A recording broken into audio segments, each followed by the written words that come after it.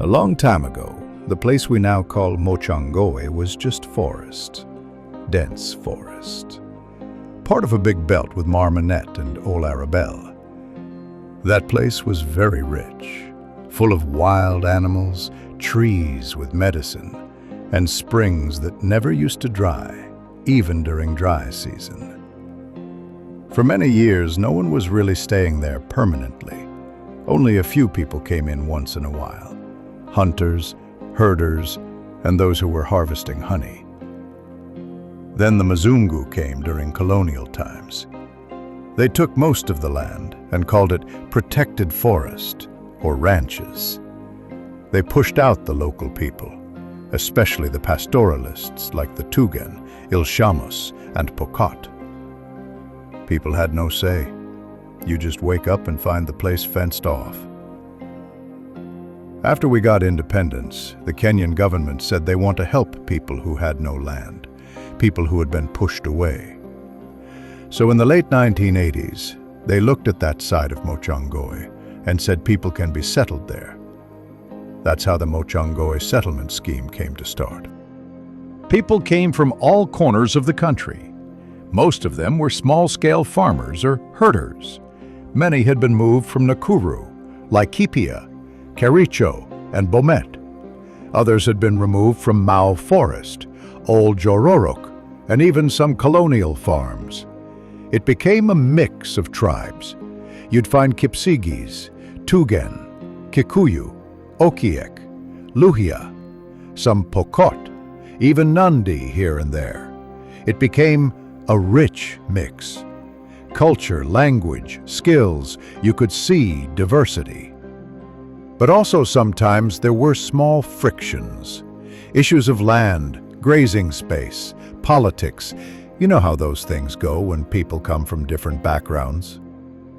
In 1989, government now came and said, "We are marking this land properly." People were given letters for their plots. Most got 5 to 10 acres, depending on how big your family was and what land was available. The first people cleared trees, built simple houses.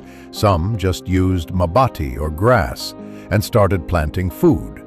Water was from rivers like Chepsogosi, Kapkiromo Dam, and other small springs. As time went, people built permanent houses. Schools came up. Mochongoi Primary was the first and main. Market started in Melewa, a bare land next to Mochongoi Trading Center, and was later shifted to Kabel Center. Life was growing. But one big issue never got sorted. Most families never got their title deeds. Up to now, all of them are still waiting. Without that title, you can't go to the bank. You fear investing because tomorrow someone might claim your land. It has brought a lot of stress and even fights among neighbors or even within families. Mochongoi is in Baringo South, inside Baringo County. The area has both highlands and lowlands. Places like Tuyo Bay and Kimoriot get good rain, so farming is okay. But if you go past Keon and down to Arabal or parts of Loruk, it's dry, very dry. People there depend more on livestock. In the highlands, people plant maize, beans, potatoes, sukuma, bananas, and fruits. These days, some non-governmental organizations and the county government are helping people grow coffee and avocado. They even brought more than 100,000 coffee seedlings. People were very happy. If they support it with markets and training, it can change lives. In the dry areas, people mostly keep animals, cows, goats, sheep. Livestock is money, it's wealth, it's pride. But now, grazing land is becoming small. The weather is changing. It's hot. Rains are not coming like before. So herders and farmers start fighting, especially when animals cross farms or water is not enough. Sometimes it turns violent. Banditry has made things worse. Armed people come with guns, steal animals, shoot people. Some families have lost everything. Others have run away. Schools have been closed. In places like Arabal, Kapandasum, and Mukutani, people have really suffered.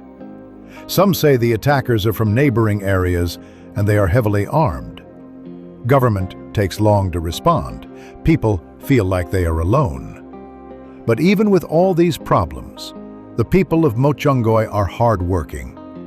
Small centers like Kabel, Tuyobe, Kamayalel, and Kimoreat have grown. Women walk to market with milk, vegetables, firewood, or charcoal. Men ride boda-bodas, sell animals, or look for farm jobs when it's harvest season. Youth are trying. Some are doing carpentry, boda services, welding, even art. There is one women's group in Tuyobe called Sosion Women's Group. Those mamas are doing wonders. They plant indigenous crops, plant trees, teach other women about beekeeping and poultry. They also clean up the community and share food with those who don't have. Their example has made other groups in the ward start moving. The community even started a conservancy, Ki Borogosh Community Conservancy, 7,000 acres. The idea is to protect nature and also bring income through tourism. It helps with jobs for youth as rangers or guides. It also helps stop human-wildlife conflict and keeps trees safe. But still, infrastructure is a big problem. Roads are mostly muram and get very bad when it rains. The Karandi Mochongoi Marigat Road has been under construction for long, still not finished. Without it, people can't take food to market. Pregnant mothers struggle to reach hospital. Schools lack supplies. Health centers are in bad shape.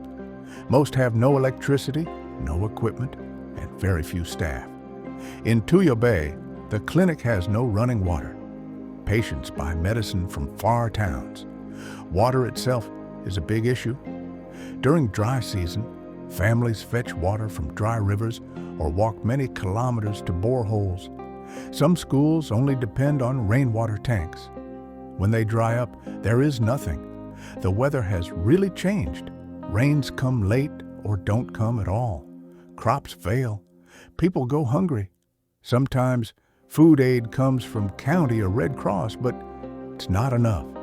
Children are getting malnourished.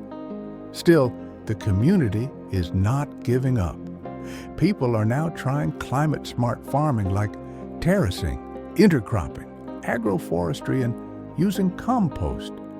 Groups are pushing government to help with title deeds, security, and water.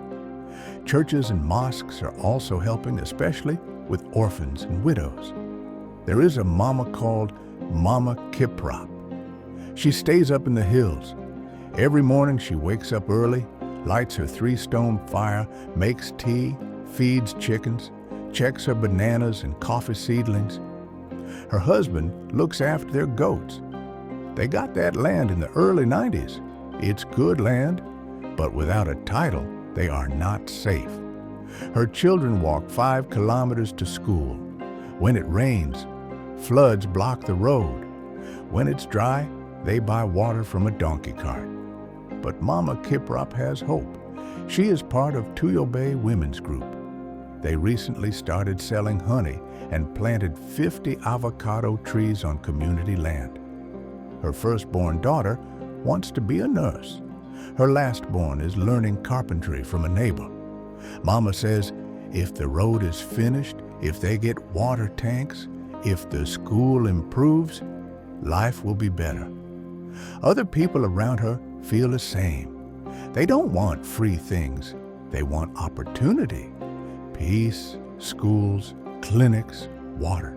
They want to farm and sell their food. They want protection from bandits. They want fair land ownership. They want dignity. They want a say in how they are ruled. Mochongoi is not just one village, it is many communities. Kipsigis, Tugan, Kikuyu, Okiek, Luhia, all learning to stay together. Sometimes it's not easy, but many times they help each other, share things, build together. Mochongoi is a story of struggle, of people who refuse to give up, of people who believe tomorrow can be better, not because Nairobi said so, but because of their own strength, like Mama Kiprop, like the youth of Tuyo Bay. They are still digging, still planting, still walking, still building, still believing.